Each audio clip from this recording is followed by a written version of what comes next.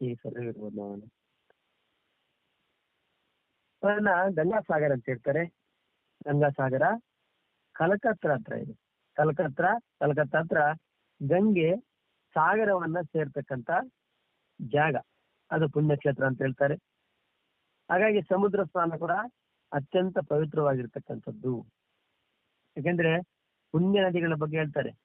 ಗಂಗೆ ಯಮುನೆ ಕೃಷ್ಣೆ ಗೋದಾವರಿ ಸರಸ್ವತಿ ನರ್ಮದೆ ಸಿಂಧು ಕಾವೇರಿ ಜಲೇಸ್ಮಿನ್ ಸನ್ನಿಧಿಂ ಕುರು ಅಸ್ಮಿನ್ ಜಲೆ ಸನ್ನಿಧಿಂ ಕುರು. ಅಂದ್ರೆ ಒಂದೊಂದು ನದಿಯಲ್ಲಿ ಕೂಡ ನದಿ ಸ್ನಾನ ಪ್ರತ್ಯೇಕವಾದ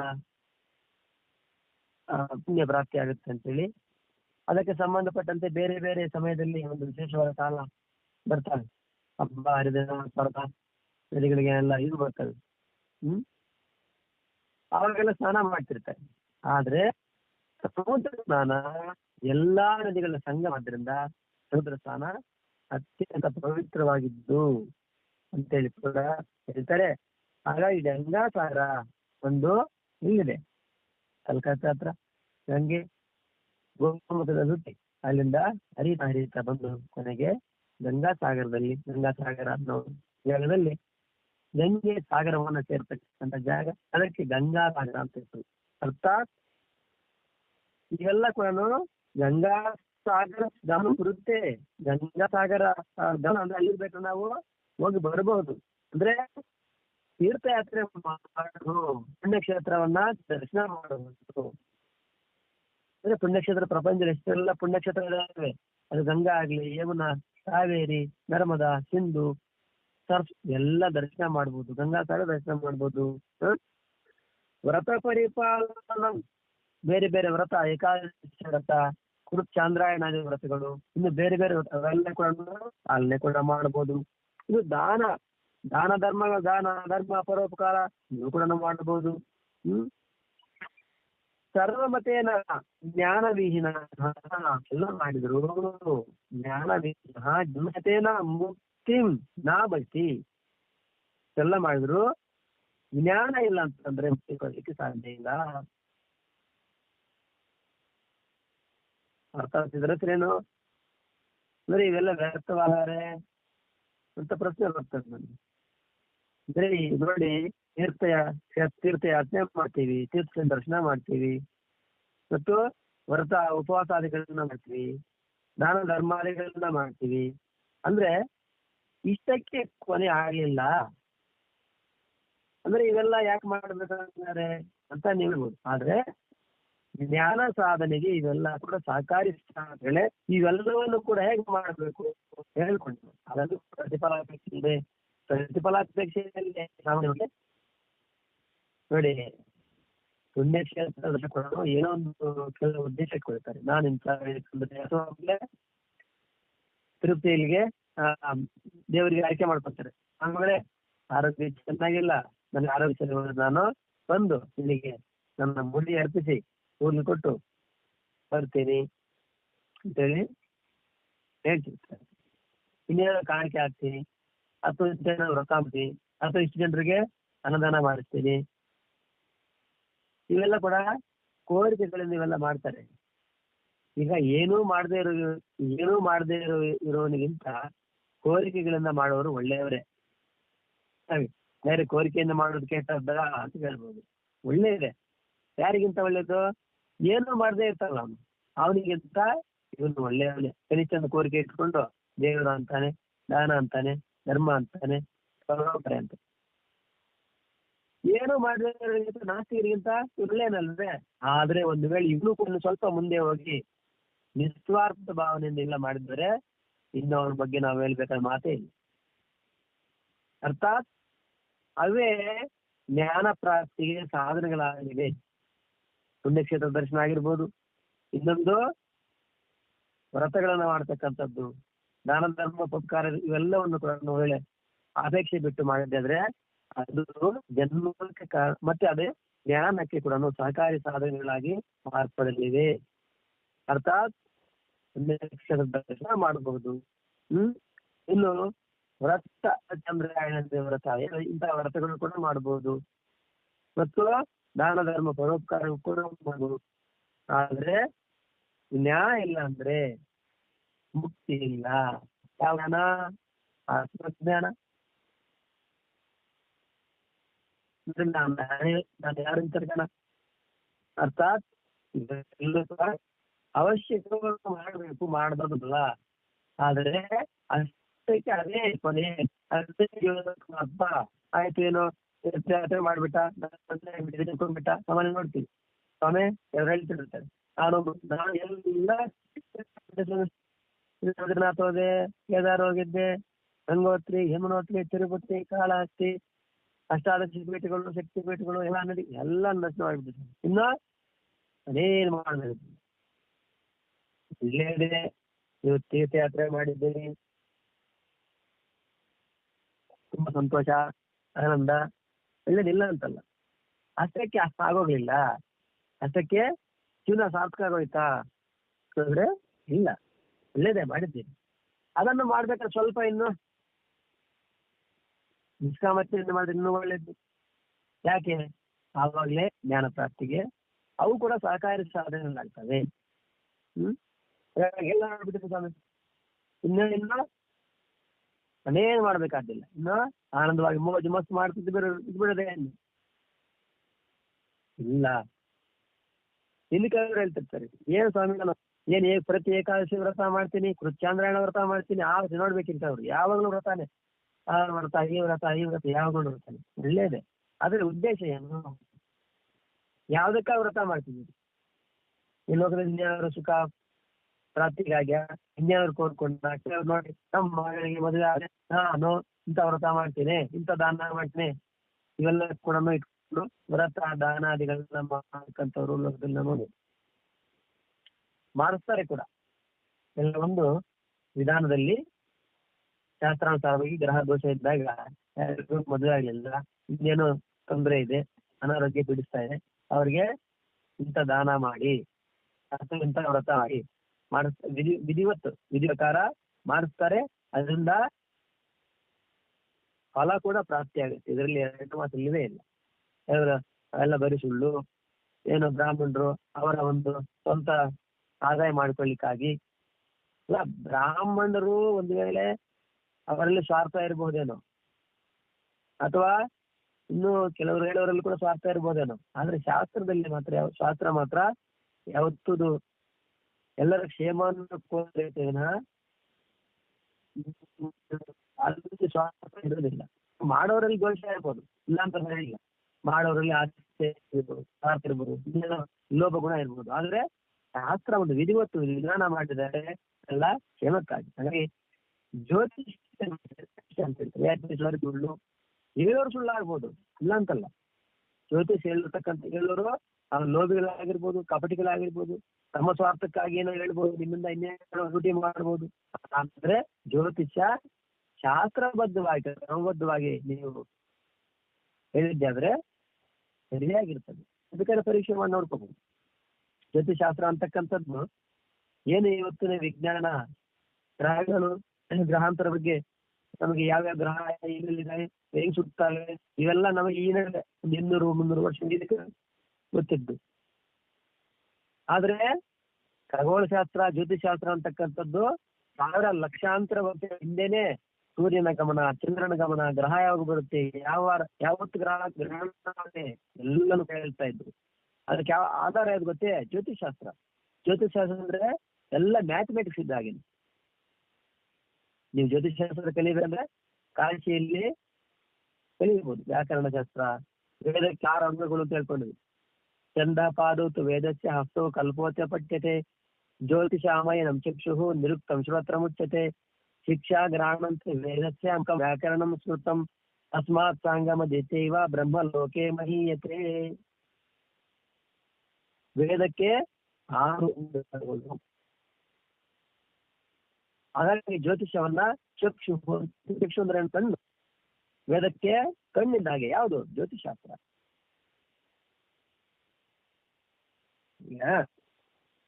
ಹಾಗಾಗಿ ಕಾಲಾಂತರದಲ್ಲಿ ಕೆಲವೊಂದನ್ನ ಮೂಢನಂಬಿಕೆ ಅಂತ ಲೋಕದಲ್ಲಿ ಪ್ರಚಾರ ಆಗಿ ಕಾರಣ ತಂದ್ರೆ ಅದನ್ನ ಏಕಕವನ ಸ್ವಾರ್ಥ, ದುರುದ್ದೇಶ, ತಮ್ಮದೇ ಆದ ಇನ್ನು ಸ್ವಾರ್ಥ ಸಾಧನೆಗಾಗಿ ಕೆಲವರನ್ನ ಅದನ್ನ ಹೇಳ್ಕೊಂಡ್ರೇನೋ ಗೊತ್ತಿಲ್ಲ. ಹಾಗಾಗಿ ಅವರ ಕಾರಣದಿಂದ ಜ್ಯೋತಿಷ ಅಂದ್ರೆ ಸುಳ್ಳು, ಬರೀ ಮೂಢನಂಬಿಕೆ ಅನ್ನೋ ಸ್ಥಿತಿಗೆ ಇದೆಲ್ಲ ಇಳಿದ ಕಾರಣ ಸ್ವಾಮಿ ಏನ್ ಬರ್ತಾ ಅಂದ್ರೆ ನಡಗಿರೋದ ಪಂಚಾಂಗ ಅಂತಾನೆ 2056 వరకు రాసినాడు మాట్లాడు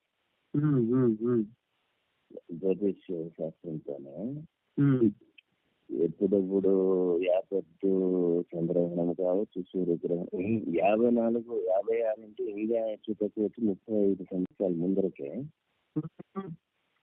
సంపూర్ణ ప్రతినిత్యము ఎప్పుడప్పుడు ఆ వారం ఏముంది, ఆ నెల ఏముంది, నక్షత్రాలు కావచ్చు, దానికి సంబంధించింది గ్రహణాలు కావచ్చు, మళ్ళా ఎప్పుడెప్పుడు వచ్చేసిందో మనకి పండుగలు వస్తాయి, మళ్ళా ఈ అమావాస, పౌర్ణమి, చంద్రగ్రహణం, సూర్యగ్రహణం సంపూర్ణంగా 50-60 ఏళ్ళ ముందర కూడా రాసిండేది పంచాంగం జ్యోతిష్యం. ఏంటంటే వాళ్ళ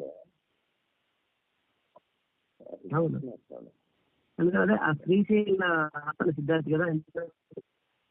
అవునవును. అదే 100 ఏళ్ళు డేట్ ఉంటుంది. 100 ఏళ్ళు వెనకదే ముందరదే ముందు. ఈ మధ్య విన్నాను నేను కొత్తగా రాస్తా ఉండారంట.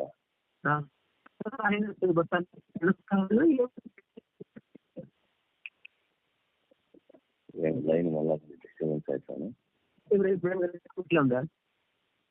ఇప్పుడు అట్లా సార్ అట్లా ఫేమస్ అంత డిస్టర్బెన్స్. అవును కదా.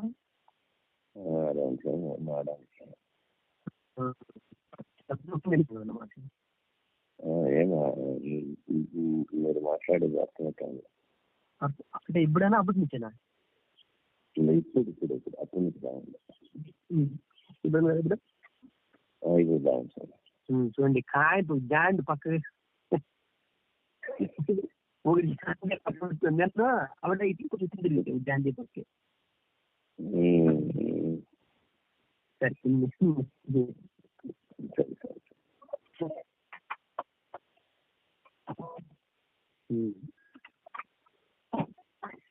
ಹಾಗಾಗಿ ಜ್ಯೋತಿಷಾಸ್ತ್ರ ಹೇಳ್ತಕ್ಕಂಥವ್ರು ಆದ್ರೆ ಜ್ಯೋತಿಷಾಸ್ತ್ರ ಸುಳ್ಳು ಅದೆಲ್ಲ ಈಗಲಂಗೆ ಈ ಸರಿ ತಮ್ಮ ಈಗ ಸರಿ ತಮ್ಮ ಈಗ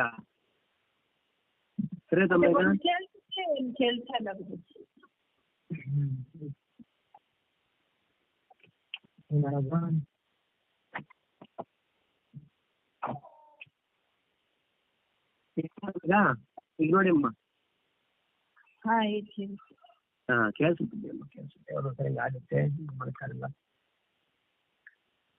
ಹಾಗೆ ಜ್ಯೋತಿಷ್ ಶಾಸ್ತ್ರ ಅಂತಕ್ಕಂಥದ್ದು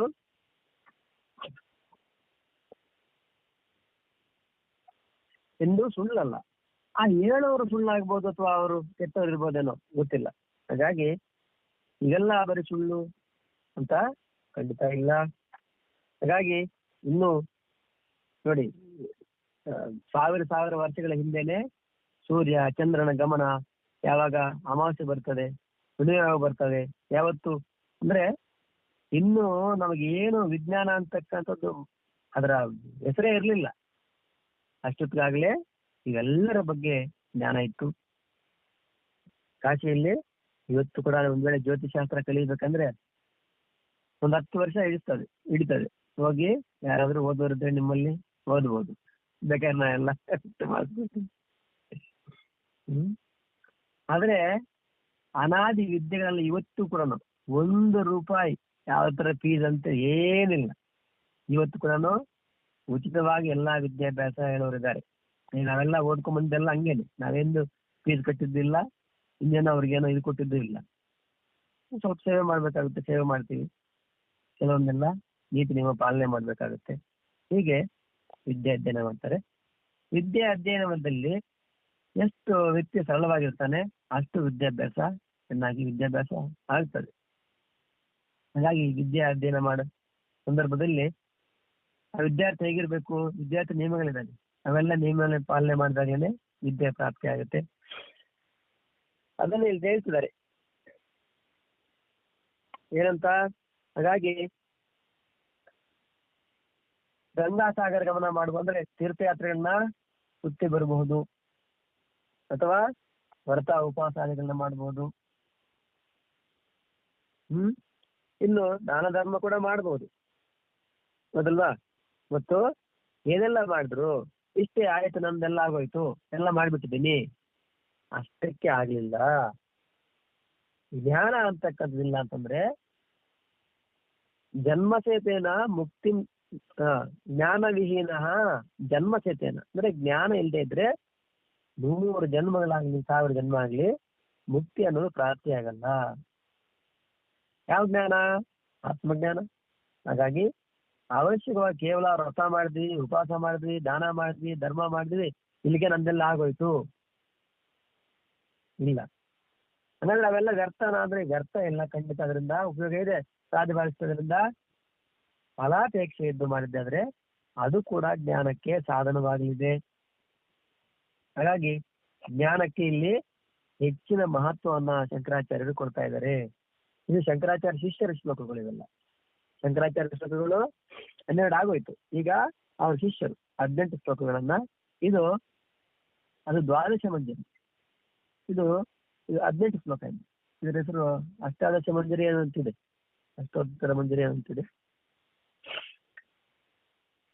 ಸರಿ, ಯಾಕೆ ಇವೆಲ್ಲ ಹೇಳ್ತಾರೆ ಅಂದ್ರೆ ಸಾಮಾನ್ಯವಾಗಿ ಮನುಷ್ಯರೆಲ್ಲ ನಾನೆಲ್ಲ ಸುತ್ಕೊಂಡು ಬಂದಿದ್ದೀನಿ, ನಾನು ಇನ್ನೇನು ಮಾಡ್ಬೇಕಾದ ಅವಶ್ಯಕತೆ ಇಲ್ಲ ಅಂತೇಳಿ ಅವರೇ ತೃಪ್ತಿ ಪಟ್ಕೊಂಡು ಆಯ್ತು ನಿಜ ಎಷ್ಟೆಲ್ಲ ತೀರ್ಥಯಾತ್ರೆ ಮಾಡಿದ್ದೀಯ, ಒಳ್ಳೇದೆ, ಆಮೇಲೆ ಏನಂದ್ರೆ ಆಮೇಲೆ ಇಲ್ಲ, ಆಮೇಲೆ ವ್ಯಾಪಕಾರ ಜೀವನ ಹಂಗಂತಲ್ಲ. ಇನ್ನು ವ್ರತ ಉಪವಾಸಾದಿಗಳನ್ನ ಕೂಡ ಮಾಡಬಹುದು, ಮಾಡ್ತಾರೆ. ನಾನು ಧನ್ಯನಾಗ್ಬಿಟ್ಟೆ ಅಂತೇಳಿ ತಿಳ್ಕೊಂಡ್ಬಿಡ್ತಾರೆ, ಅಷ್ಟಕ್ಕೆ ಧನ್ಯನಾಗ್ಲಿಲ್ಲ. ಇನ್ನು ದಾನ ಧರ್ಮ ಪರೋಪಕಾರ ಮಾಡೋದು ಬೇಕಾದಷ್ಟು, ನಾನೆಲ್ಲ ಮಾಡಿಬಿಟ್ಟಿದ್ದೀನಿ ನೋಡ್ತೀವಿ ಕೆಲವು. ಅಂದ್ರೆ ನಾನು ಇಷ್ಟೆಲ್ಲ ನನ್ಗೆ ಯಾರು ಗೌರವ ಕೊಡಲ್ವಲ್ಲ. ಇವೆಲ್ಲ ಯಾವಾಗ ಬರುತ್ತೆ ಅಂದ್ರೆ ಜ್ಞಾನ ಇಲ್ಲದೆ ಇರ್ಬೇಕಾದ್ರೆ ಇವೆಲ್ಲ ಬರ್ತವೆ. ನಾನು ಇಷ್ಟೆಲ್ಲದ ಪುಣ್ಯಕ್ಷೇತ್ರ ದರ್ಶನ ಮಾಡಿದ್ದೀನಿ, ನಾನೇನು ಕಮ್ಮಿ ಅಂತ ತಿಳ್ಕೊಂಡಿದ್ದಾರೆ ನಮ್ಮನ್ನು ನೀವು? ಇಡೀ ನಮ್ಮ ಭಾರತ ದೇಶದಲ್ಲೇ ಇಷ್ಟೇ ಅಲ್ಲ, ಎಲ್ಲೆಲ್ಲೋ ಬೇರೆ ಬೇರೆ ಕಡೆ ಎಲ್ಲ, ಆ ಥೈಲ್ಯಾಂಡ್ ಅಲ್ಲಿ ಎಲ್ಲ ಇದೆಯಲ್ಲ, ಅಲ್ಲೆಲ್ಲ ಹೋಗಿ ಬಂದಿದ್ದೀನಿ ಅಂದ್ರೇನು ನಾನು ಧನ್ಯ ಆಗ್ಬಿಟ್ಟು ಇನ್ನೇನು ಮಾಡ್ಬೇಕಾದ್ರೆ ಅವಶ್ಯಕತೆ ಇಲ್ಲ. ಹಂಗಲ್ಲ. ನೀವು ವ್ರತ ಉಪವಾಸ ಮಾಡಿದ್ದೆ, ಮಾಡಿದ್ದೆ, ಉದ್ದೇಶ ಏನು? ಮುಖ್ಯವಾಗಿ ಉದ್ದೇಶ ಏನು? ಯಾವ್ದಕ್ಕಾಗಿ ಮಾಡಿದ್ರಿ? ಅಂದ್ರೆ ನಾನೆಲ್ಲ ಮಾಡಿದ್ದೀನಿ ಅಂತ ನನಗೆ ತೋರಿಸ್ಕೊಳ್ಳಿಕ್ಕಾಗಿ ಮಾಡಿದ್ರ, ಅಥವಾ ಪರಮಾತ್ಮನ ಅನುಗ್ರಹ ನನಗೆ ಆಗ್ಲಿ ಅಂತ ಮಾಡಿದ್ರ, ಅಥವಾ ನನ್ನ ಜೀವನದಲ್ಲಿ ಬದಲಾವಣೆ ಬರ್ಲಿ ಅಂತ ಮಾಡಿದ್ರ? ಉದ್ದೇಶ ಏನು? ಹಾಗಾಗಿ ಇವೆಲ್ಲ ಮಾಡ್ತೀವಿ ಅನ್ನೋಕ್ಕಿಂತ ಯಾವ ಉದ್ದೇಶದಿಂದ ಮಾಡಿದ್ರಿ? ಒಂದ್ ವೇಳೆ ಸದುದ್ದೇಶದಿಂದ ಮಾಡಿದ್ದೆ ಆದ್ರೆ ಇಲ್ಲಿ ಕೂಡ ಜ್ಞಾನಕ್ಕೆ ಸಾಧನಗಳೇ ಆಗ್ತವೆ. ತೀರ್ಥಯಾತ್ರೆ ಆಗಿರ್ಬೋದು, ತೀರ್ಥಯಾತ್ರೆ ಮಹಾನ್ ವ್ಯಕ್ತಿಗಳೆಲ್ಲ ತೀರ್ಥಯಾತ್ರೆ ಮಾಡ್ತಾರೆ ನೋಡಿ. ಶಂಕರಾಚಾರ್ಯರು 4 ಬಾರಿ ಇಡೀ ಭಾರತವನ್ನ ಪಾದಯಾತ್ರೆ ಮಾಡ್ತಾರೆ. ಏನಕ್ಕೆ ಅಂತಂದ್ರೆ ಉದ್ದೇಶನು ಕೇವಲ ಧರ್ಮ ಸ್ಥಾಪನೆ ಮಾತ್ರ ಉದ್ದೇಶ, ಬೇರೆ ಉದ್ದೇಶ. ಅದೇ ಮಲಯಾಳ ಸ್ವಾಮಿಯವರು ಕೂಡ ಇಡೀ ಭಾರತ ದೇಶ ಪರ್ಯಟನೆ ಮಾಡ್ತಾರೆ. ಉದ್ದೇಶ ಏನು? ಪರಮಾತ್ಮ ಪ್ರಾಪ್ತಿ ಅಷ್ಟೇ ಉದ್ದೇಶ, ಬೇರೆ ಏನು ಉದ್ದೇಶ ಇಲ್ಲ. ಹಾಗೆ ಇವೆಲ್ಲ ಮಾಡ್ಬೇಕಾದ್ರೂ ಕೂಡ ಉದ್ದೇಶ ಅತ್ಯಂತ ಪವಿತ್ರವಾಗಿರ್ತಕ್ಕಂಥ ಉದ್ದೇಶ ಆಗಿರ್ಬೇಕು. ಮಾಡ್ಬೇಕು, ಒಂದು ತೀರ್ಥಕ್ಷೇತ್ರ ದರ್ಶನ ಮಾಡ್ಬೇಕು, ಖಂಡಿತ ಮಾಡ್ಬೇಕು, ಇಲ್ಲ ಅಂತ. ಆದ್ರೆ ಉದ್ದೇಶ ಆಗಿರ್ಲಿ, ಪವಿತ್ರವಾಗಿರ್ಲಿ. ಒಂದು ಕ್ಷೇತ್ರಕ್ಕೆ ಹೋದಾಗ ಅಲ್ಲೋಗಿ ಭಗವಂತನೇ ಒಂದು ದೊಡ್ಡ ಲಿಸ್ಟ್ ತಗೊಂಡೋಗಿ, ಮುಖ್ಯವಾಗಿ ಸಾಧಕರಾದವ್ರಿಗೆ ಹೇಳ್ತೀನಿ ನಾವು, ಬೇರೆ ಎಲ್ರಿಗೂ ನಾವ್ ಹೇಳಲ್ಲ, ಒಳ್ಳೇದೇ, ಅವ್ರಿಗೆ ಏನ್ ಬೇಕೋ ಕೋರ್ಕೊಂತಾರೆ, ಇಲ್ಲ ಅಂತಲ್ಲ. ಸಾಧಕರಾದವ್ರಿಗೆ ವಿಶೇಷವಾಗಿ ಅಲ್ಲೋಗಿ ನಾವು ಭಗವಂತ ನನಗೆ ಅದು ಕೊಡು ಇದು ಕೊಡು ಅನ್ನೋಕ್ಕಿಂತ ಪರಮಾತ್ಮನೇ ನನಗೆ ಭಕ್ತಿ ಕೊಡು, ಜ್ಞಾನ ಕೊಡು, ವೈರಾಗ್ಯ ಕೊಡು ಅಂತ ಕೇಳ್ಕೊಬೇಕಂತ ಪರಮಾತ್ಮನ. ಆರೋಗ್ಯ ಕೊಡು ಅಂತ ಕೂಡ ಕೇಳ್ಕೋಬಹುದು, ತಪ್ಪಿಲ್ಲ. ಆದ್ರೆ ಎಲ್ಲೂ ಅನ್ಬಿಟ್ಟಿದೆ ನೋಡ್ಕೊಳ್ಳಿ ಸರಿ. ಈಗ ಯಾರೋ ಫೋನ್ ಬಂದು ತಗೊಂಡ್ರು, ಮತ್ತೆ ಅನ್ಮ್ಯೂಟ್ ಮಾಡಿ ನೋಡಿ, ಮ್ಯೂಟ್ ಮಾಡಿ.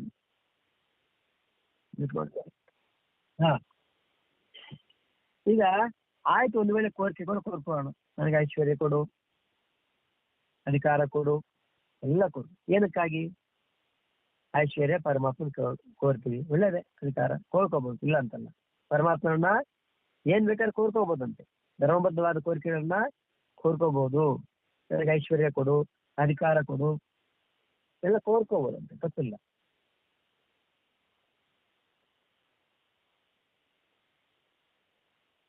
ಆದ್ರೆ ಐಶ್ವರ್ಯ ಯಾವುದಕ್ಕಾಗಿ, ಅಧಿಕಾರ ಯಾವುದಕ್ಕಾಗಿ, ಉದ್ದೇಶ ಏನು? ಆರೋಗ್ಯ ಬೇಕು ಅಂತ ಕೋರ್ತಾರೆ, ಏನ್ ಉದ್ದೇಶ ಏನು ಅಂದ್ರೆ ನನ್ನ ಜನ್ಮ ಸಾರ್ಥಕತೆ ಮಾಡ್ಕೊಳ್ಲಿಕ್ಕಾಗಿ, ನನ್ನ ಜೀವನ ಧನ್ಯ ಮಾಡ್ಕೊಳ್ಲಿಕ್ಕಾಗಿ ಐಶ್ವರ್ಯ ಕೊಡು, ಕೋರ್ಕೋಬಹುದು, ತಪ್ಪಿಲ್ಲ. ಆಮೇಲೆ ನಾನು ಏನು ಸಾಧನೆ ಮಾಡಿಲ್ಲ ಇದುವರೆಗೆ, ಇನ್ನಾದ್ರೂ ಸಾಧನೆ ಮಾಡ್ಕೋಬೇಕು, ದಯವಿಟ್ಟು ನಿಮ್ಮ ಕೃಪೆ ಇರ್ಲಿ ನನ್ನ ಮೇಲೆ, ಸ್ವಲ್ಪ ಆಯುಷ್ಯ ಕೊಡು ನನಗೆ, ಕೋರ್ಕೋಬಹುದು, ತಪ್ಪಿಲ್ಲ. ಏನಕ್ಕಾಗಿ? ಜೀವನ ಸಾರ್ಥಕತೆ ಮಾಡ್ಕೊಳ್ಲಿಕ್ಕಾಗಿ, ಜ್ಞಾನಾರ್ಜನೆ ಮಾಡ್ಲಿಕ್ಕಾಗಿ, ಜೀವನ ಧನ್ಯ ಮಾಡ್ಕೊಳ್ಲಿಕ್ಕಾಗಿ ನೀನು ಐಶ್ವರ್ಯನ್ನು ಕೋರ್ಕೋ, ಅಧಿಕಾರ ಕೂಡ ಕೋರ್ಕೋ. ಭಗವಂತನೇ ನನ್ನ ಜೀವನ ಸಾರ್ಥಕ ಮಾಡ್ಕೋಬೇಕು, ಹಾಗಾಗಿ ನನಗೆ ಅಧಿಕಾರ ಕೊಡಿ, ನಾನು ಒಳ್ಳೆ ಮಂತ್ರಿ ಆಗಬೇಕು, ಮುಖ್ಯಮಂತ್ರಿ ಪ್ರಧಾನಿ ಕೂಡ ಆಗ್ಬೇಕು, ಅಥವಾ ದೇಶದ ಹಿತವನ್ನ ಮಾಡಬೇಕು, ಎಲ್ಲ ಒಂದೇ ಮಾತೆ, ಕೋರ್ಕೋಬಹುದು, ತಪ್ಪಿಲ್ವಂತೆ. ನಾನು ಮುಖ್ಯಮಂತ್ರಿ ಆಗಬೇಕು, ನನಗೆ ಅನುಗ್ರಹ ಮಾಡಿ. ಯಾಕೆ? ಈ ಸ್ವಲ್ಪ ಸಮಾಜವನ್ನ ಸರಿ ಮಾಡಬೇಕು ಸ್ವಾಮಿ, ನಾನು, ತಪ್ಪಿಲ್ಲ. ಅದ್ರ ಬಿಟ್ಟು ಕೇವಲ ನನ್ನ ಪ್ರತಿಷ್ಠೆ, ನನ್ನ ದೊಡ್ಡಸ್ತಿಕೆ, ನನ್ನ ಇದು ಹೇಳ್ಕೊಳ್ಲಿಕ್ಕೆ, ಅಥವಾ ನನ್ನ ಸ್ವಾರ್ಥವನ್ನ ಪೂರೈಸ್ಕೊಳ್ಲಿಕ್ಕೆ, ಅಥವಾ ಬೇರೆಯವ್ರನ್ನ ತುಳಿಲಿಕ್ಕೆ ಎಂದು ಅಧಿಕಾರವನ್ನು ಕೋರಬಾರದು. ಅಧಿಕಾರ ಏನಕ್ಕೆ? ಬೇರೆಯವ್ರನ್ನ ತುಳಿಲಿಕ್ಕೆ, ನನ್ನ ಸ್ವಾರ್ಥವನ್ನು ಈಡೇರಿಸ್ಕೊಳ್ಲಿಕ್ಕೆ, ಅಥವಾ ನನಗೆ ಬೇಕಾದ ಮಾಡ್ಕೊಳ್ಲಿಕ್ಕೆ, ಅದಕ್ಕಲ್ಲ ಅಧಿಕಾರ. ಧರ್ಮ ರಕ್ಷಣೆಗಾಗಿ ಅಧಿಕಾರ, ನಿನ್ನ ಜೀವನ ಸಾರ್ಥಕ ಮಾಡಿಕೊಳ್ಳಿಕ್ಕಾಗಿ ಅಧಿಕಾರ, ಇತರ ಸೇವೆ ಮಾಡ್ಲಿಕ್ಕಾಗಿ ಅಧಿಕಾರ. ಧನ ಕೂಡ ಪರಮಾತ್ಮ ಕೋರ್ಬೋದಂತೆ. ಪರಮಾತ್ಮನೇ ನನಗೆ ಐಶ್ವರ್ಯ ಕೊಡು, ನಾನು ಒಳ್ಳೆ ಧರ್ಮ ಕಾರ್ಯ ಮಾಡ್ಬೇಕು ಅಂತಿದ್ದೀನಿ, ಒಳ್ಳೆ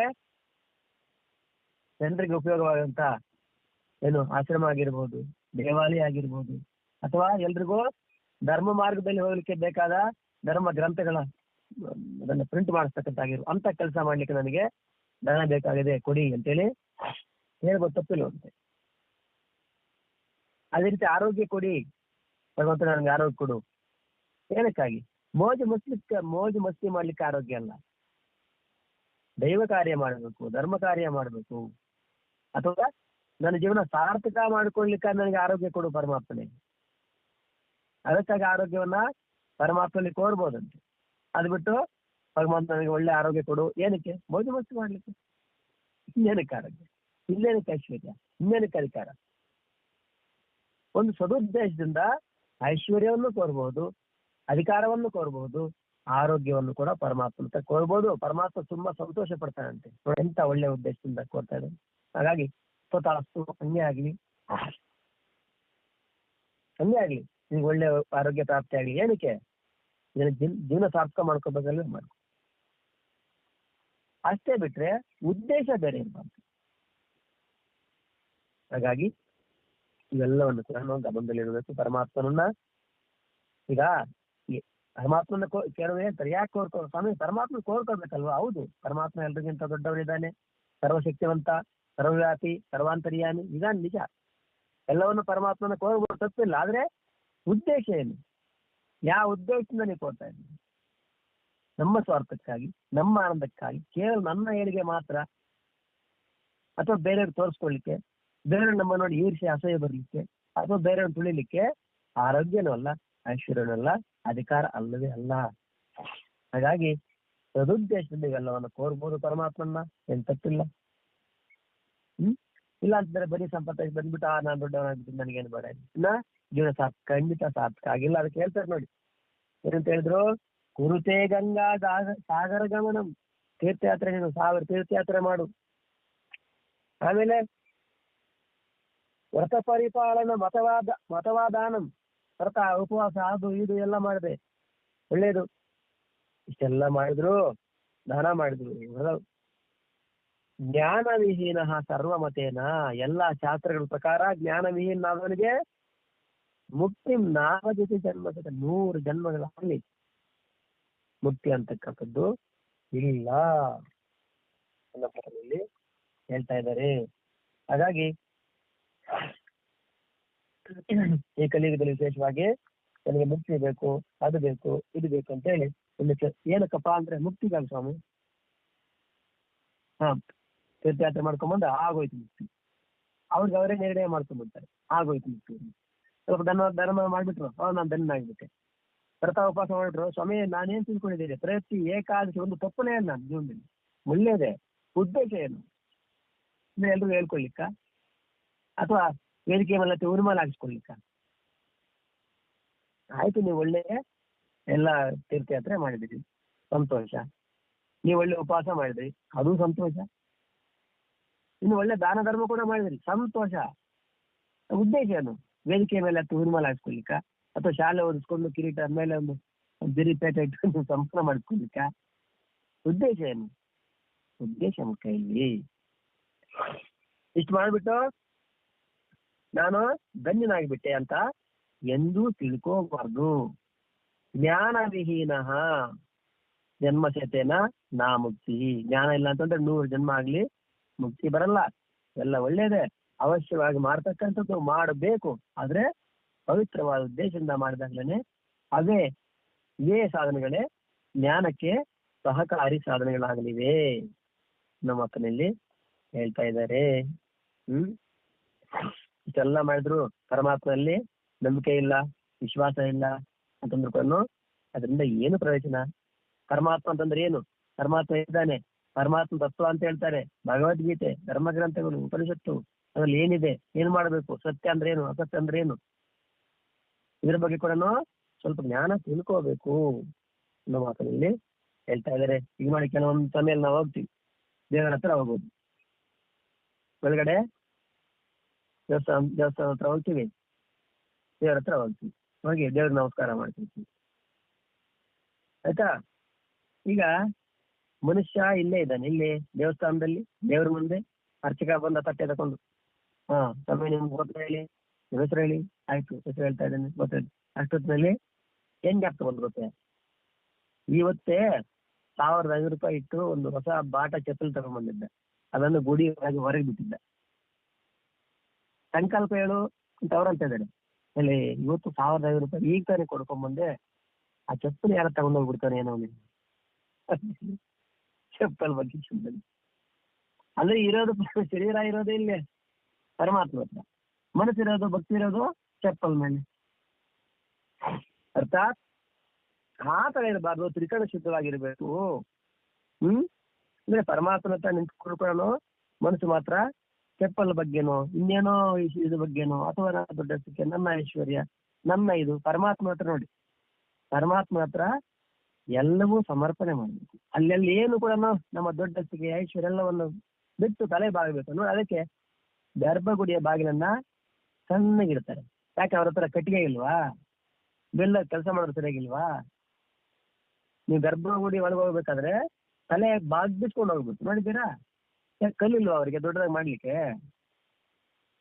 ಅದ್ರ ರಹಸ್ಯ ಏನ್ ಗೊತ್ತೇ? ಪರಮಾತ್ಮ ಹತ್ರ ಬರ್ಬೇಕಾ ತಲೆ ಬಗ್ಸ್ಕೊಂಡ್ ಬಾ ಅಂದ್ರೆ ನನ್ನ ದೊಡ್ಡಸ್ತಿಕೆ, ನನ್ನ ಐಶ್ವರ್ಯ, ನನ್ನ ಅಧಿಕಾರ ಅಂತ ಏನು ಅಲ್ಲಿ ತೋರಿಸಬೇಡ. ಯಾಕೆ? ಅಲ್ಲಿ ನೀನು ಸಾಮಾನ್ಯವಾಗಿ ಬಂದ್ರೆ ನಿನಗೆ ಲಾಭ ಆಗುತ್ತೆ.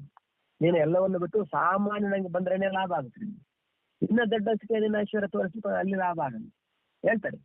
ಹಾಗಾಗಿ ಪರಮಾತ್ಮನ ಹತ್ರ, ಮಹಾನುಭಾವರ ಹತ್ರ ಹೋದಾಗ ಎಲ್ಲವನ್ನ ಸಂಬಂಧಪಟ್ಟ ಅಹಂಕಾರವನ್ನು ಬಿಟ್ಟು ಹೋಗ್ಬೇಕು.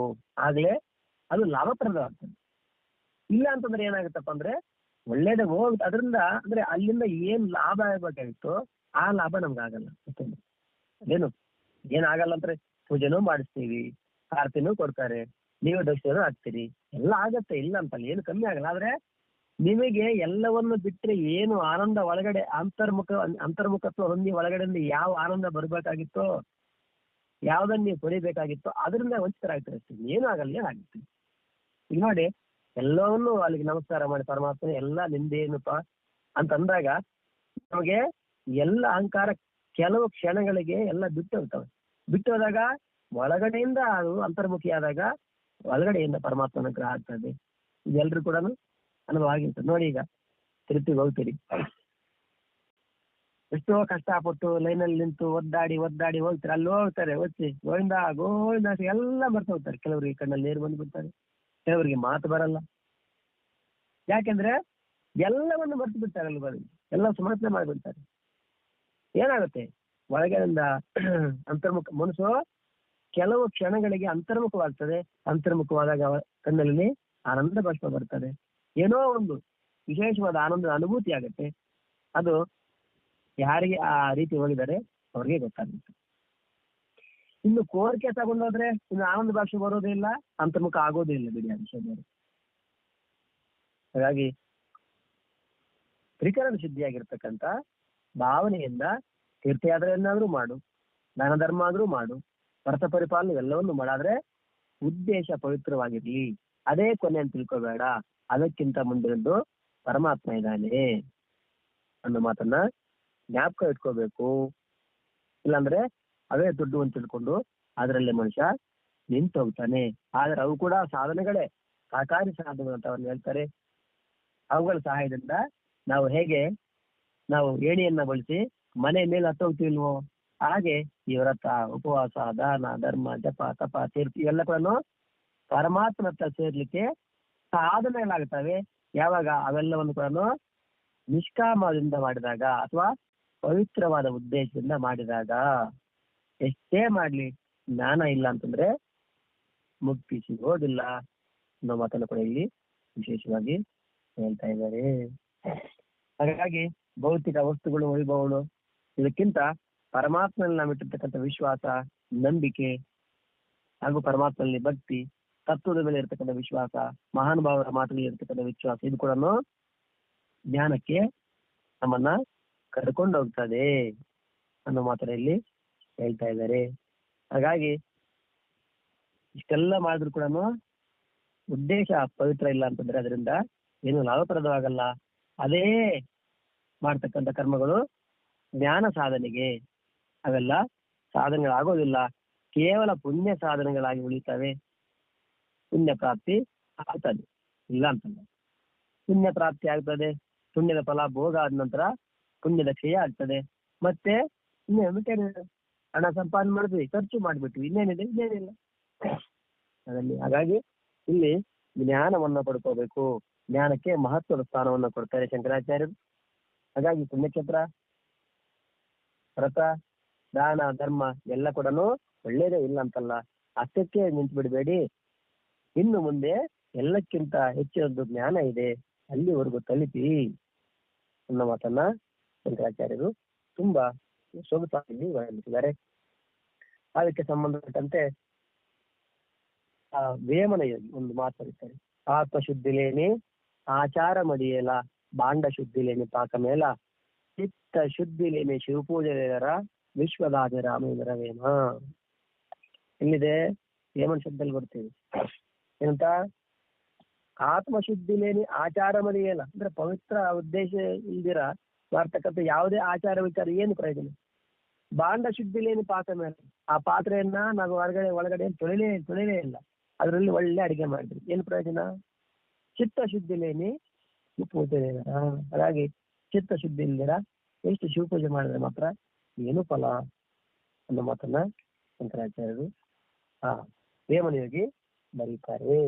ಹಾಗಾಗಿ ಒಳ್ಳೆಯ ಉದ್ದೇಶದಿಂದ ಎಲ್ಲವನ್ನು ಮಾಡಬೇಕು, ಅವಾಗಲೇ ಅವೆಲ್ಲ ಜ್ಞಾನಕ್ಕೆ ಸಾಧನವಾಗ್ತವೆ.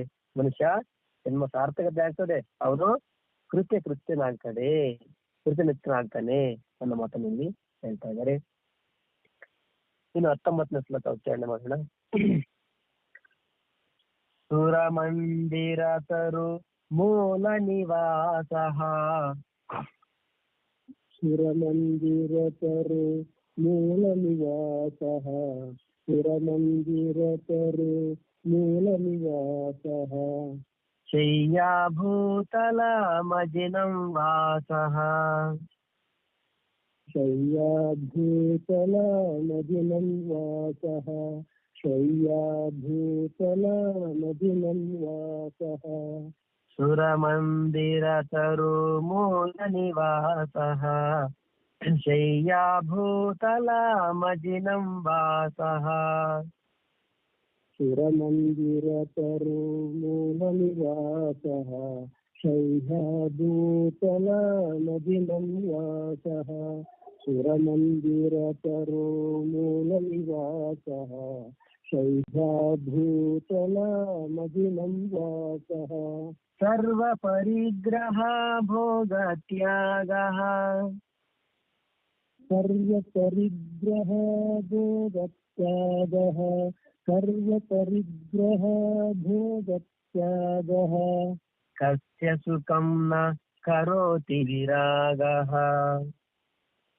ಕಸ್ಯ ಸುಖಂ ನ ಕರೋತಿ ವಿರಾಗಃ ಕಸ್ಯ ಸುಖಂ ನ ಕರೋತಿ ವಿರಾಗಃ ಸರ್ವ ಪರಿಗ್ರಹ ಭೋಗ ತ್ಯಾಗಃ ಕಸ್ಯ ಸುಖಂ ನ ಕರೋತಿ ವಿರಾಗಃ ಸರ್ವ ಪರಿಗ್ರಹ ಭೋಗ ತ್ಯಾಗಃ ಕಸ್ಯ ಸುಖಂ ನ ಕರೋತಿ ವಿರಾಗಃ ಸರ್ವ ಪರಿಗ್ರಹ ಭೋಗ ತ್ಯಾಗಃ ಕಸ್ಯ ಸುಖಂ ನ ಕರೋತಿ ವಿರಾಗಃ ಸುರಮಂದಿರತರು ಮೂಲ ನಿವಾಸಃ ಶಯ್ಯಾಭೂತಲ ಮಜಿನಂ ವಾಸಃ ಸರ್ವ ಪರಿಗ್ರಹ ಭೋಗ ತ್ಯಾಗಃ ತಸ್ಯ ಸುಖಂ ನ ಕರೋತಿ ವಿರಾಗಃ ಸುರಮಂದಿರತರು ಮೂಲ ನಿವಾಸಃ ಶೈಹಭೂತಲ ಮಜಿನಂ ವಾಸಃ ಸರ್ವ ಪರಿಗ್ರಹ ಭೋಗ ತ್ಯಾಗಃ ತಸ್ಯ ಸುಖಂ ನ ಕರೋತಿ ವಿರಾಗಃ ಸುರಾಂತಿರತರು ಮೂಲ ನಿವಾಸಃ ಶೈಹಭೂತಲ ನದಿನಂ ವಾಸಃ ಸರ್ವ ಪರಿಗ್ರಹ ಭೋಗ ತ್ಯಾಗಃ ಕಸ್ಯ ಸುಖಂ ನ ಕರೋತಿ ವಿರಾಗಃ ಸುರಮಂದಿರತರು ಮೂಲ ನಿವಾಸಃ ಶಯ್ಯಾಭೂತಲ ಮಜಿನಂ ವಾಸಃ ಸರ್ವ ಪರಿಗ್ರಹ ಭೋಗ ತ್ಯಾಗಃ ಕಸ್ಯ ಸುಖಂ ನ ಕರೋತಿ ವಿರಾಗಃ ಭಜ ಗೋವಿಂದಂ ಗೋವಿಂದಂ ಭಜ ಮೂಢಮತೆ ಸಂಪ್ರಾಪ್ತೆ ಸನ್ನಿಹಿತೆ ಕಾಲೇ ನಹಿ ನಹಿ ರಕ್ಷತಿ ದುಃಖೀಕರಣೆ ಸುರಮಂದಿರ ತರುಮೂಲ ನಿವಾಸಃ ಭೂತಲಶಯ್ಯ ಅಜಿನಂ ವಾಸಃ ಸರ್ವ ಪರಿಗ್ರಹ ಭೋಗ ತ್ಯಾಗಃ ಕಸ್ಯ ಸುಖಂ ನ ಕರೋತಿ ವಿರಾಗಃ ಸುರಮಂದಿರ ಸುರ ಅಂದ್ರೆ ದೇವತೆಗಳು ಸುರ ಅಂದ್ರೆ ದೇವತೆ ಸುರಮಂದಿರ ಅಂದ್ರೆ ದೇವಾಲಯ ಸುರಮಂದಿರ ತರು ಮೂಲ ನಿವಾಸ ಅಂದ್ರೆ ಇಲ್ಲೋ ದೇವಾಲಯದ ಹತ್ರನೋ ಅಥವಾ ದೇವಾಲಯದ ಹತ್ರ ಇರ್ತಕ್ಕಂಥ ಒಂದು ಮರದ ಕೆಳಗಡೆ ನಿವಾಸ ಮಾಡ್ತಕ್ಕಂಥ ಭೂತಲ ಶಯ್ಯ ಕೆಳಗೆಲ್ಲಿ ನೆಲದ ಮೇಲೆ ಶಯ್ಯ ಅಲ್ಲೇ ಮಲಗ್ತಾನೆ ಅಜನಂ ಅಂದ್ರೆ ಜಿಂಕೆ ಚರ್ಮ ಅಜನ ಅಂತ ಜಿಂಕೆ ಚರ್ಮ ಅಂತ ಹೇಳ್ತಾರೆ ಜಿಂಕೆ ಚರ್ಮ ಆಗಿರ್ಬೋದು ವಾಸನ ಆಗಿರ್ಬೋದು ವಾಸಃ ಧಾರಣೆ ಮಾಡಿರ್ತಕ್ಕಂಥ ಸರ್ವ ಪರಿಗ್ರಹ ಅಂದ್ರೆ ಸರ್ವ ಪರಿಗ್ರಹ ಸಮಸ್ತವನ್ನು ಗ್ರಹಿಸುವನಿಗೆ ಭೋಗ ತ್ಯಾಗ ಅಂದ್ರೆ ಸಮಸ್ತ ಭೋಗವನ್ನ ತ್ಯಾಗ ಮಾಡಿದವನಿಗೆ ಕಸ್ಯ ಸುಖಂ ನಾ ಕರೋತಿ ಅಂತವನಿಗೆ ಸುಖ ಯಾಕಿರೋದಿಲ್ಲ ಕರೋತಿ ವಿರಾಗ ಅಂದ್ರೆ ವೈರಾಗ್ಯ ಪರಿಣಾದವನಿಗೆ ಸುಖ ಅನ್ನೋದು ಯಾಕಿರೋದಿಲ್ಲ ಇಲ್ಲೇ ಮುಖ್ಯ ಏನಿದೆ ಎಲ್ಲೋ ದೇವಾಲಯದಲ್ಲೋ ಅಥವಾ ದೇವಾಲಯದ ಪಕ್ಕದಲ್ಲಿರ್ತಕ್ಕಂಥ ಮರದ ಕೆಳಗೆ ನಿವಾಸ ಮಾಡ್ತಕ್ಕಂಥವನಿಗೆ ನೆಲದ ಮೇಲೆ ಮಲಗುವಂತವನಿಗೆ ಜಿಂಕೆ ಚರ್ಮ ಅಂದ್ರೆ ಜಿಂಕೆ ಚರ್ಮ ಅಂತ ತಿಳ್ಕೊಂಬೇಡಿ ನಿಮ್ ಕಡೆ ಬರೀತಾರೆ ನಮಗೆ ಭಗವದ್ಗೀತೆ ಹೇಳ್ಕೊಂಡು ಪರಮಾತ್ಮ ಅಜನ ಅಂತ ಒಂದು ಶಬ್ದ ಬರ್ತದೆ ಶ್ಲೋಕದಲ್ಲಿ ಅಂದ್ರೆ ಅಲ್ಲಿ ಕೂಡ ಕೃಷ್ಣ ಅಜನ ಅಂತ ಬರ್ತದೆ ಅಂದ್ರೆ ಜಿಂಕೆ ಚರ್ಮ ಅಂತ ಹೇಳಿ ಇದಕ್ಕೆ ಸಂಬಂಧಪಟ್ಟಂತೆ ಜಿಂಕೆ ಚರ್ಮ ವ್ಯಾಘ್ರ ಚರ್ಮ ಇವೆಲ್ಲ ಮೊದಲೆಲ್ಲ ನೀವು ನೋಡ್ಬೋದು ಮಹಾನುಭಾವರೆಲ್ಲ ಕೆಲವರೆಲ್ಲ ಆ ಕೆಳಗೆ ಹಾಕೊಂಡು ಅದ್ರ ಮೇಲೆ ಕೂತ್ಕೊಂತ ಇರ್ತಾರೆ ನೀವು ನೋಡಿರ್ತೀರಿ ಫೋಟೋ ಚಿತ್ರಪಟಗಳಲ್ಲಿ ಆ ಶಿವನು ಕೂಡ ಗಜ ಚರ್ಮ ಧಾರಣೆ ಮಾಡಿರ್ತಾನೆ ಹಾಗೆಲ್ಲ ಇರ್ತಾನೆ ಹಾಗಿದ್ರೆ ಅರ್ಥ ಏನಪ್ಪ ಅಂದ್ರೆ ಜಿಂಕೆಯನ್ನು ಹೊಡೆದು ಹಂಗಲ್ಲ ಮತ್ತೆ ಈಗೆಲ್ಲ ಅವೆಲ್ಲ ಪೂರ್ತಿ ನಿಷಿದ್ಧ ಬಿಡಿ ಈಗಿನ ಕಾಲಕ್ಕೆ ಆ ಜಿಂಕೆ ಚರ್ಮ ಇವೆಲ್ಲ ಇಟ್ಕೊಂಡ್ರೆ ಕೂಡ ಯಾರಾದ್ರು ಬಂದು ಅದಕ್ಕೆಲ್ಲ ಕೇಸ್ ಗೀಸ್ ಎಲ್ಲ ಆಗ್ತದೆ, ಇದನ್ನು ಜಿಂಕೆ ಸಾಯಿಸಿದ್ರೆ ಅಂತೇಳಿ. ಹಾಗಾಗಿ ಹೇಳ್ತಾರೆ ಮಹಾನ್ ಭಾವರು, ಕೆಲವರು ಇಟ್ಕೊಂಡವ್ರು ಇದ್ದಾರೆ, ಏನು ಅವಶ್ಯಕತೆ ಇಲ್ಲ, ಒಂದು ದರ್ಬೆ ಅಥವಾ ಒಂದು ಒಳ್ಳೆ ಕಂಬಳಿ ಆದ್ರೂ ಸಾಕು ಸಾಧಕರಿಗೆ. ನೀವು ಇಟ್ಕೊಂಡ್ರು ಅದನ್ನ ಹೇಗೆ ಇಟ್ಕೊಳ್ಬೇಕು ಹಾಗೆ ಇಟ್ಕೊಳ್ಬೇಕು. ಎಲ್ರು ಗೊತ್ತಾಗೋಂಗೆ ನಾನು ದೊಡ್ಡ ಯೋಗಿ, ನಾನು ಮಹಾ ವೈರಾಗಿ ಅಂತೇಳಿ ಜಿಂಕೆ ಚರ್ಮ ಹುಲಿ ಚರ್ಮ ಇಟ್ಕೊಂಡು ಕೂತ್ಕೊಂಡು ಎಲ್ಲರಿಗೂ ದರ್ಶನ ಕೊಟ್ಟಾದ್ರೆ ಮತ್ತೆ ಅದು ಕೂಡ ತಲೆನೋವಾಗಿ ಪರಿಣಮಿಸಬಹುದು. ಹಾಗಾಗಿ ಕಾಲ ದೇಶಕ್ಕೆ ಸಂಬಂಧಿಸಿದಂತೆ ಕೆಲವೊಂದು ಮಾರ್ಪಾಡುಗಳನ್ನ ಮಾಡ್ಕೋಬೇಕಾಗುತ್ತೆ ಸಾಧಕರು ಕೂಡ. ಇನ್ನೊಂದು ವಿಶೇಷವಾಗಿ ಶಾಸ್ತ್ರದಲ್ಲಿ ಕೂಡ ಎಲ್ಲೂ ಜಿಂಕೆ ಚರ್ಮಕ್ಕಾಗಿ ಬದುಕಿರ್ತಕ್ಕಂಥ ಜಿಂಕೆಯನ್ನು ಸಾಯಿಸಿ ಇನ್ನೇನು ಮಾಡಿ ಆತರ ಅದೆಲ್ಲ ಹಿಂಸೆ ಮಾಡಬಾರ್ದು. ಮೊದಲೆಲ್ಲ ಸಹಜವಾಗಿ ಜಿಂಕೆಗಳು ಸಣ್ಣ ಸಹಜಗಳು ಸಾಯ್ತವೆ, ಅದರಿಂದ ಚರ್ಮ ತೆಗೆದು ಅದನ್ನ ಋಷಿಮುನಿಗಳು ಉಪಯೋಗಿಸ್ತಾ ಇದ್ರು ಅಂತ ಹೇಳ್ತಾರೆ. ಇಂದು ಕೂಡ ಯಾವುದೇ ಋಷಿಮುನಿ ಬದುಕಿರೋ ಜಿಂಕೆಯನ್ನು ಬದುಕಿರೋ ಹುಲಿಯನ್ನು ಸಾಯಿಸಿ ಎಂದೂ ಕೂಡ ಯಾರು ಆ ಚರ್ಮ ಎಂದೂ ಉಪಯೋಗಿಸಲ್ಲ. ಯಾಕಂದ್ರೆ ನಮ್ಮ ಶಾಸ್ತ್ರದಲ್ಲಿ ಇಷ್ಟೊಂದು ಅಹಿಂಸೆ ಬಗ್ಗೆ, ಅಹಿಂಸಾ ಪರಮೋ ಧರ್ಮ ಇಷ್ಟೆಲ್ಲ ಹೇಳಿ ಮತ್ತೆ ಅವ್ರು ಯಾಕೆ ಅವ್ರು ಸಾಯಿಸಬಲ್ಲ ಹಂಗಂತ ಬೇರೆಯವರಿಂದ ಅದನ್ನ ಕೆಲಸ ಮಾಡ್ಲಿಕ್ಕೂ ಅವರು ಎಂದೂ ಹೇಳಲ್ಲ. ಸಹಜವಾಗಿ ವಯಸ್ಸಾದ ಮೇಲೆ ಹುಲಿ ಆಗಿರ್ಬೋದು, ಜಿಂಕೆ ಇರ್ಬೋದು, ಪ್ರಾಣ ಬಿಟ್ಟ ನಂತರ ಅದರಿಂದ ಆ ಚರ್ಮ ತಗೊಂಡು ಉಪಯೋಗಿಸ್ತಾ ಇದ್ರು.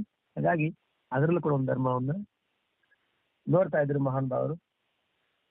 ಹಾಗಾಗಿ ಆ ತರ ಅದೇ ಅವರಿಗೆ ವಸ್ತ್ರ, ಅದೇ ಅವರಿಗೆ ಆಸನ.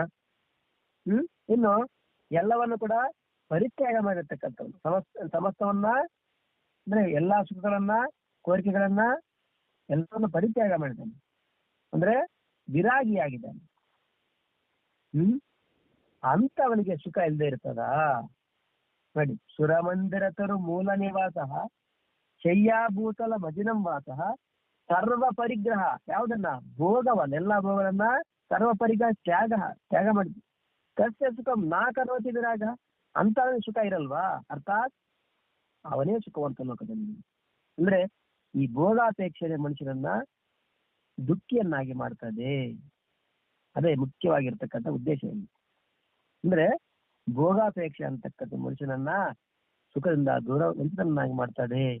ಈ ಭೋಗಾಪೇಕ್ಷೆಯೇ ಜೀವನದ್ದಕ್ಕೂ ಕಲ್ಲೆ ಕೆಳಗೆ ಆಗ್ತಿರ್ತಾರೆ ಮನುಷ್ಯ. ಯಾವ್ದಾದ್ರೆ ಭೋಗಾಪೇಕ್ಷೆ ಅದನ್ನೇ ಮುಖ್ಯವಾಗಿ ಇಲ್ಲಿ ಹೇಳ್ತಾ ಇದ್ರೆ. ಆ ಭೋಗವನ್ನ ಬಿಟ್ಟಿರ್ತಕ್ಕಂಥ ಆ ತ್ಯಾಗಿ ಪುರುಷ ಕಸ್ಯ ಸುಖ ಅಂತವನ ಸುಖ ಇಲ್ದಿರೋದು ಯಾರಿಗಿದ ಸುಖ? ನನ್ನ ವಚನ ಶಂಕರಾಚಾರ್ಯ ಹೇಳ್ತಿದ್ದಾರೆ. ಮುಂದಿನ ವಾರ ಇದರ ಬಗ್ಗೆ